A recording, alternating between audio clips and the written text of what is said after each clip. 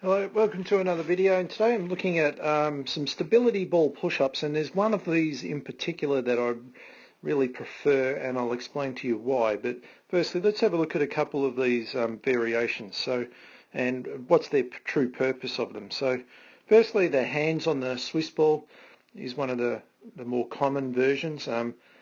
Basically, the angle that this push-up puts you on decreases the amount of strength that you will require. So just like if Kim here had her hands on the bench, the angle of the push-up with her body on this incline makes it easier, because if she was on the floor, she'd be on a horizontal position, and the strength would be significantly greater.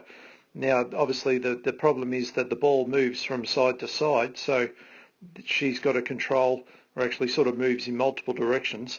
So her joints, in particular her shoulder, have got to control this variation, and her core. Well, the core works in regardless of all push-ups, so I wouldn't really say it is increased significantly so from adding a Swiss ball. It's more the stability of the wrist, the elbow and the shoulder. My biggest concern with that position, if I just go back, my biggest concern with this push-up is the wrist. It's an unusual position for the wrist to be in, and obviously it compromises things, and for some people that's the main reason that they don't get a lot out of this exercise. If anything, it just causes them a lot of discomfort. The variation that I like to use is where we will use a bar.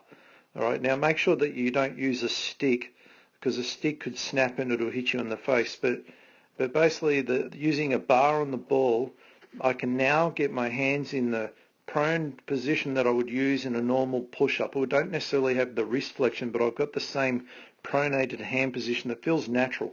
And you see here, Kim does get a little bit of wrist flexion in it. Now, the beauty of the stick here, and where it becomes an extreme challenge, especially for rotator cuff, where it's moving in this external rotation and internal rotation backward and forward.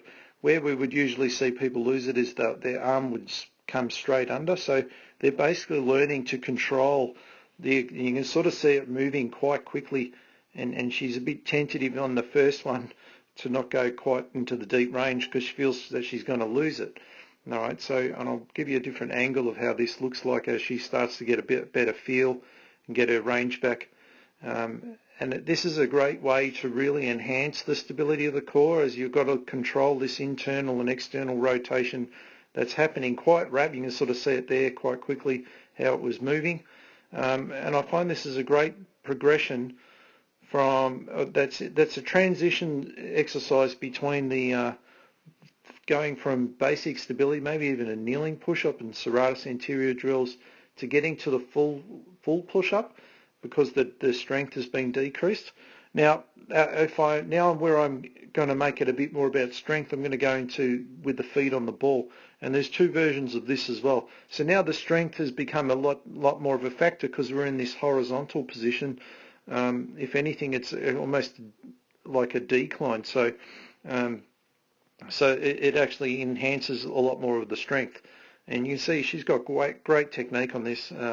And she can get full range as well. So where you increase the challenge on this is changing the foot position. So if you notice that she's got more of her shins on the ball there, so the more legs you place on the ball, the easier it becomes. Now, when we take the shins off the ball and leave it just as toes, increases the amount of work significantly.